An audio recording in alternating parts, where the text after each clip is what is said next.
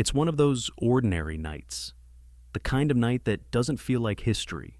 Your home is warm, the lights are soft. There's a quiet comfort in the background noise of civilization. Maybe the TV is playing something you're not really watching. Maybe the dishwasher is running. Maybe you're scrolling through your phone, half bored, half tired, completely unaware that this is the last normal hour of your life. Outside, the street is calm. A car passes. Someone laughs somewhere down the block. The world is still intact. And that's what makes it so unsettling. Because World War III doesn't begin with an explosion. It begins with a Tuesday night. Your phone vibrates once, then again. A sharp buzzing sound that feels wrong instantly. You glance down. The screen is bright white. A government seal. A message in bold letters. Emergency alert. Ballistic missile threat. Detected, seek immediate shelter. For a second, you don't move. Your brain rejects it. A mistake, a test, a prank, anything but the truth. You stare at the words again. Ballistic missile. Threat detected. Immediate shelter. Shelter. That word belongs to another century. Another world. Not this one, not your living room. Then you hear it. Faint at first, but rising. A siren. Not police. Not an ambulance. Something deeper. Older. Air raid sirens. Spreading across the city like a warning from history. Your stomach tightens. You stand up slowly. Your body feels heavy, like gravity just doubled. You walk to the window. The street looks normal. Cars are still moving. Streetlights still glow. A man is walking his dog like nothing is happening. For a moment, you almost believe it's false. Then you notice small things. People stopping, looking at their phones. A woman stepping out onto her porch barefoot. Someone pointing upward, confused. The sirens grow louder. Your phone buzzes again. Another alert. This is not a drill. That's when the air changes. Not physically, but emotionally. Like the entire city exhales fear at once. You grab the remote. Turn on the television. Every channel is the same. Anchors speaking too fast. Maps behind them lit in red. Words flashing. Breaking news. Unconfirmed launch possible nuclear strike. Nobody knows what's happening, and that's the worst part. Because humans can survive bad news. But uncertainty is torture. Social media is exploding. Rumors spread instantly. New York has been hit. Washington is evacuating. Russia launched. China launched. It's the end. Your group chats fill with panic. One friend texts, "Is this real?" Another, "My dad says we should leave now." Someone else just writes, "What do we do?" And you realize no one is coming to tell you. There is no calm voice, no clear plan, just millions of people trying to understand the same impossible sentence: World War III has begun. Outside, doors open. Neighbors spill into the street. Some are holding phones up like they're trying to catch signal from the sky. A couple argues loudly near a car. A child is crying. Somebody shouts, "Get inside!" But inside from what? From a missile? From fallout? From the end of everything? Above the city, a deep roar begins. Jets. Fast. Military aircraft slicing through the clouds. The sound makes your heart drop. This isn't a drill. This isn't a movie. The sky is moving differently now. At minute 20, the first people run. A man throws bags into his trunk. A woman is dragging her child toward a car, crying. Engines start. Headlights flare. Within minutes, traffic thickens. The highway in the distance becomes a ribbon of red brake lights. Gridlock. Instant. Because everyone has the same thought. I need to get out. But out doesn't exist. Not anymore. There is no safe direction, only movement, only panic, only instinct. Your phone refreshes again. Impact possible within minutes. That word echoes in your skull. You step back from the window. Suddenly your home feels smaller. You look around like you're seeing it for the last time. The kitchen, the couch, the hallway, The life you built for normal days. Your hands move automatically. You grab bottled water, a flashlight, a jacket. It feels ridiculous. None of these things stop nuclear war, but your brain needs something to do, something human. Your breathing is shallow now. You check the closet, the bathroom, the hallway. Where is shelter? Where do you hide? From the sky? Minute 30. The sirens don't stop. The city outside is transforming, not into rubble, but into fear. You sit down on the floor, back against the wall. Your phone buzzes one last time. Take cover immediately. And then you wait, because there is nothing else to do. The first 30 minutes of World War III are not fire, not explosions. They are dread, pure, suffocating dread. 2200 to 2400. Minute 30. The world holds its breath. Minute 30. You can still hear the sirens outside, but they feel distant now, like they belong to another life. Inside your home, everything is quiet, too quiet. Your breathing sounds loud. Your heartbeat feels like a drum. You glance at your phone again. No new alerts, no updates.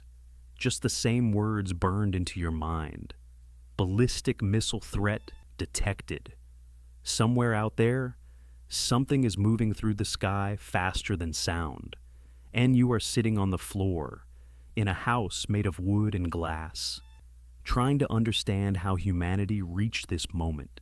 You think about how strange it is that the end of the world still looks like your living room. At minute 35, panic becomes action. Outside, you hear shouting, car doors slamming, engines revving. People are still trying to leave, even though the roads are already frozen. The escape instinct is unstoppable, because the human brain was not built to accept helplessness. It needs movement, a direction, a choice. And now you face the same impossible question. Do you stay, or do you run? If you run, where do you go? If you stay, what are you waiting for? You walk into the bathroom, stare at the bathtub. It feels absurd. A porcelain tub against nuclear fire. But history is full of absurd survival. People have lived through impossible things. Sometimes, because they were simply not where the blast landed. You grab a towel, you don't even know why. Your hands are shaking. Minute 40. The internet slows, videos stop loading, messages arrive late, or not at all. Your phone is hot in your hand. The network is choking under the weight of millions of terrified people. Everyone is calling someone. Everyone is searching for answers. But the system was never designed for this. Modern life depends on invisible threads, cell towers, satellites, power stations, data centers. And those threads are snapping one by one. You refresh the news. Nothing, just spinning circles. Then, a new sound outside. Not sirens, not traffic. Helicopters, low, heavy, military. The kind of sound that tells you the government is no longer above the situation. It is inside it. Minute 45. Something changes. The sirens stop. Not gradually, instantly, as if someone cut the wire. The city falls into a silence so deep it feels unnatural. No horns, no voices, no movement, just wind. Just stillness. You step toward the window again. The street is full of abandoned cars, people standing motionless, looking upward, as if the sky might explain itself. And in that silence, you realize something terrifying. This is the moment before impact, the moment the world pauses. Right before it breaks, minute 50. You don't hear it first, you see it. A flash on the horizon. Not lightning, not sunlight. Something whiter, brighter, a camera bulb exploding across the sky. For half a second, the world turns into daylight. Every building outlined, every tree frozen in perfect clarity. And then, darkness returns. Your brain struggles to process what you just saw, because somewhere, far away, a city has been touched by nuclear fire. Then the sound arrives, a deep thunder that grows into a roar, The ground trembles beneath you. Your windows shake violently. Somewhere, glass shatters. Car alarms begin screaming in unison. The world has just been punched hard. Within seconds, the street erupts again.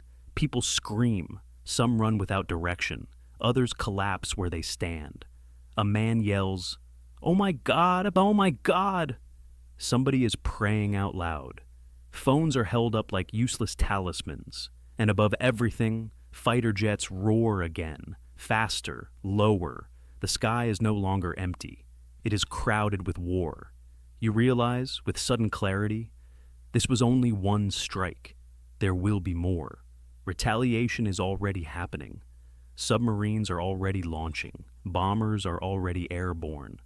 The machines of apocalypse do not stop once they begin. Minute 55. The lights flicker, once, twice, then. Everything dies. Complete blackout.